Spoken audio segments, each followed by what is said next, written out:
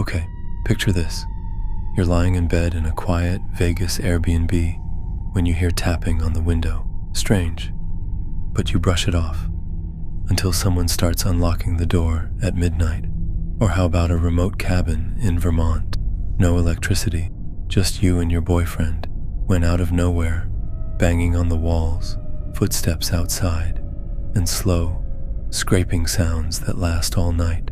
And then there's the Arizona desert, alone in a secluded house. You hear tapping at the window. You step outside, and there's someone just standing there, watching you from the shadows. What would you do? Because in these stories, the night only gets darker. In November 2021, I traveled from Philly to Las Vegas for a jiu-jitsu tournament. I often stayed with other competing teams to save money, but this time, I booked an Airbnb on my own. I rushed the booking, not realizing the neighborhood wasn't great. Despite my instincts, I stayed, reasoning that it was close to the Vegas Strip, and I wouldn't spend much time there. The Airbnb was a small studio with one door, sharing a wall with the host's house. The first red flag was the door code, 1237. Weirdly, the Wi-Fi password was just password. Thinking the host might be old and tech-challenged, I brushed it off since the reviews were good. Around 9:30 p.m., as I was about to fall asleep, I heard tapping on the window near my bed. The drapes covered the window, so I couldn't see who it was.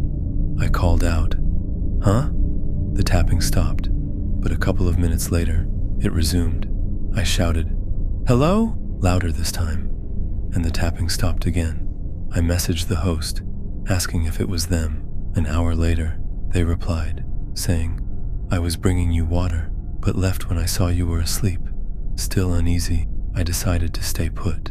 At midnight, I heard someone trying the key code on the door. My heart pounded as I heard the lock disengage. Someone was opening the door. I jumped out of bed, slammed the door shut, and yelled, "This is my room. Get out!" A deep voice responded, claiming to be me doll. The host panicked. I shouted louder and called the police. They arrived quickly, and the host's behavior was suspicious, unapologetic, and inconsistent about who the intruder was. I left in an Uber, relieved but unnerved. To this day, I believe it was a setup. If they knew my schedule, the tapping and attempted entry might have been timed for me to be too tired to react. In summer 2016, my boyfriend and I stayed in an off-grid Airbnb cabin in Vermont.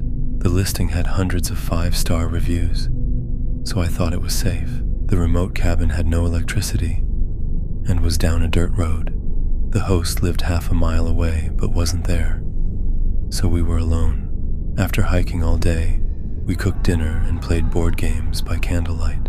By 10 p.m., I was exhausted and went to bed in the loft. My boyfriend stayed outside to smoke. About 20 minutes later, I was jolted awake by a loud bang on the cabin wall. Before I could call out, my boyfriend shouted, asking if it was me. I said no, and we both assumed it was a tree branch. I started dozing off again when another loud bang startled us. My boyfriend came inside, told me to grab knives, and ordered me to stay in the loft. He stayed downstairs, clutching a knife and stick. Soon, we heard slow scraping sounds along the cabin's walls, followed by silence, then footsteps.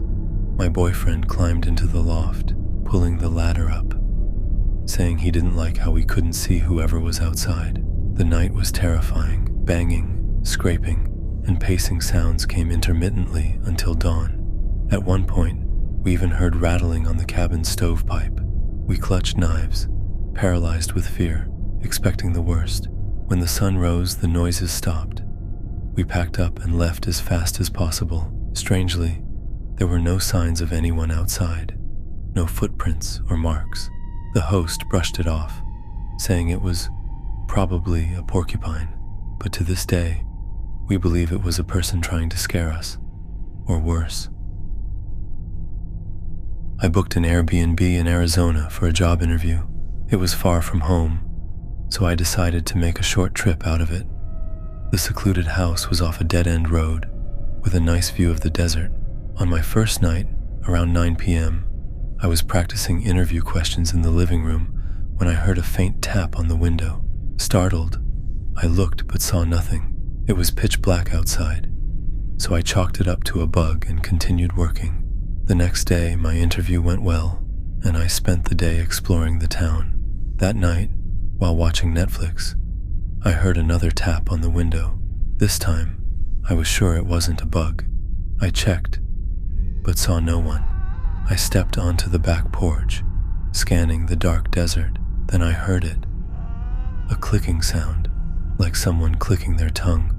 It came from the shadows, beyond the house's light. I yelled, "Who's there?" And a figure emerged, dressed in dark clothes, blending into the desert. I shouted that I'd call the cops. The person stood still for a moment, before eerily walking away. I went back inside, shaken but unharmed. The following night, while lying in bed, I heard footsteps outside. I stayed quiet, heart racing. Though no one entered the house, I was convinced someone was watching me. I left Airbnb early, still haunted by the figure in the desert. Whether it was the owner, a stranger, or something else, I'll never know. Thanks for hanging out with us. If these stories gave you goosebumps, make sure to subscribe and turn on notifications. We've got plenty more where that came from. Don't forget to give this video a like and share it with a friend who loves a good scare. Let us know in the comments which story creeped you out the most. Until next time, stay safe and stay curious.